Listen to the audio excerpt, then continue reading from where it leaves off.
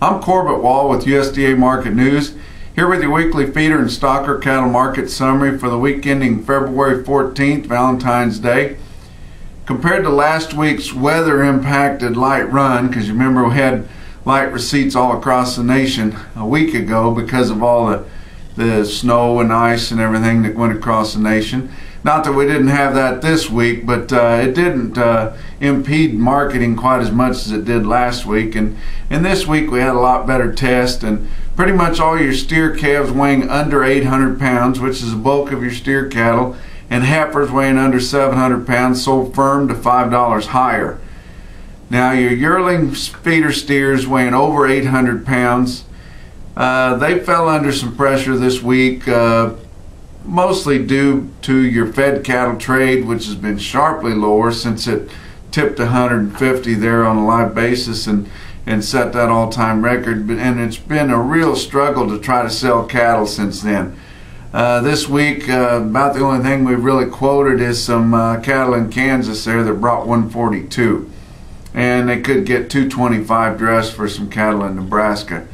But really hard to sell cattle the last couple of weeks since we hit that $1.50 high there. But your feedlots are not real aggressive trying to sell anything, and they're not going to really jump on a lower market because the cattle are so green. They've been pulling cattle ahead for so long, chasing those higher markets every week, that they're not going to let it drop too much farther and continue to sell cattle that way. But that hurt the market on your yearling steers weighing over 800 pounds, of course, going right into the feedlot. And those cattle sold from steady to $2 lower, and most of your lower was in the southern plains in Oklahoma and Texas and Kansas, places like that. In the northern plains it was more steady because those farmer feeders continue to walk their corn to town and push the market on those bigger feeding cattle.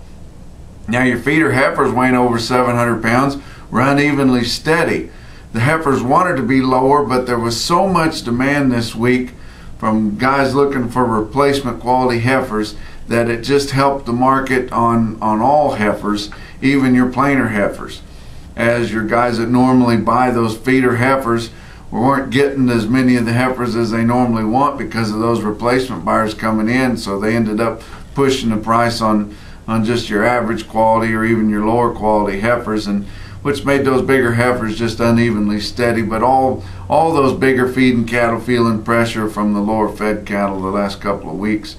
But your replacement buyers, probably unprecedented this week and the last 2 or 3 weeks. For sure this winter, replacement heifer buyers coming into the auction and looking for those top quality consignments to buy. This week they had 47 head in Green City, Missouri, weighed 714 pounds, brought $209 a pound, or $1,492 a head for an open heifer weighing just over 7. We've been seeing things like this go on in South Dakota and Nebraska. They've kind of bought the bulk of their replacements now. They claim a lot of those will be going to export, and not just your normal places either, but other places in the world looking to tap into those really good cattle. But now we're getting down into Kansas and Missouri and further south, wanting to buy those top quality replacement heifers. We've got to build this herd back up, and we are definitely in rebuilding mode right now. But they're going to grow those heifers, you know, through this spring, and then come out and turn them out with the bulls and try to come out with a good sized bred heifer come this fall. And there will be a lot of them on the market, a lot of bred heifers. There's a lot of guys that like to breed heifers. There's not that many guys that want to calve them out. So we're seeing a lot of people come in and buying these replacement heifers. They may or may not know what the bloodlines are on them, how easy they're going to calve. They more than likely will put an easy calving bull on them. But these heifers will be back for sale. A lot of them will. And they'll try to sell those heifers in their second and third stage coming out this fall. And so, and these guys that are wanting to build their herd up, if they didn't get in on some and they didn't keep their own heifers back, they're seeing that. They know there's going to be a lot of bred heifers available later in the year. And it's making them pull back a little bit. We're not seeing very many young bred cows, but the ones that we are seeing are not bringing as much as you think they could bring, just because there's going to be so many bred heifers available this fall. And your older bred cows have been taken completely off the table because this slaughter cow market is so good. We've got slaughter cows, and not the best either, but your good straight slaughter cows, your boning and breaking cows, selling up close to $1 and over $1 on your high dressing cows. Well, if the cow's got any weight to her at all, and she's a good older bred cow or even a middle-aged bred cow, she's still going to dollar up to more than what these ranchers or these guys that are wanting to have a few bred cows are wanting to bring. You know, if the cow weighs 1,400 or 1,500 pounds, it's pretty easy to figure if she's up there close or over $1 a pound. And that's really more than these guys want to spend on somebody else's older bred cow that's probably at the sale for a reason. And the slaughter cows were the only class of cows or beef that had not hit all-time record highs. And in spots, not maybe as a whole, but in spots in different regions of the nation this week, your slaughter cow market was at all-time record highs. And your bulls have just gone crazy the last few weeks. They're needing these lean bulls to throw in to grind those fatter cows up and pull that lean percent back down. And you know, bulls easily bringing over $1.20 if it's a good heavy muscled lean bull. Your grass cattle demand was really good this week, even though we still got snow and ice on the ground across most of your major production areas. But once again this year, and we have every year for the past several, is we expect your grass cattle supplies, your stocker cattle supplies to be very, very tight as we enter the spring buying, which forecasts are for this market to start straightening out. So these guys are in the mode of buying their grass cattle right now.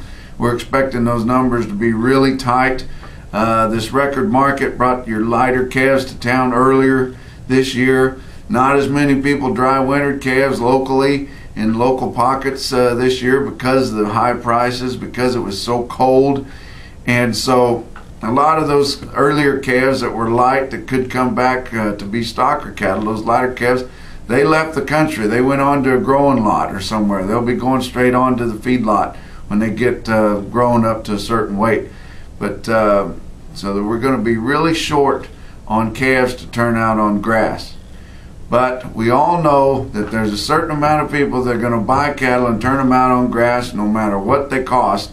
And it'll be interesting to see where this stocker cattle, especially your thinner stockers, as we get into March and April, comes out, your hard cattle, what they could bring as we get in there, especially your 4, 5, and light 6 weights. It could get really, really wild. Regional weighted averages this week: 6-weight steer in the north central states cost you $189.28 compared to $186.76 last week and $153.77 a year ago. Down in the south central states, a 6-weight steer cost you $183.52 compared to $179.40 last week and $148.72 a year ago. And in your southeastern calf markets, a 6-weight steer there cost you $168.91 compared to $164 last week and $141.30 a year ago. That wraps up your feeder and stocker cattle market summary for this week. Check out our website for more market information at marketnews.usda.gov. From the Regional Market News Office in St. Joe, Missouri, we'll talk to you next week.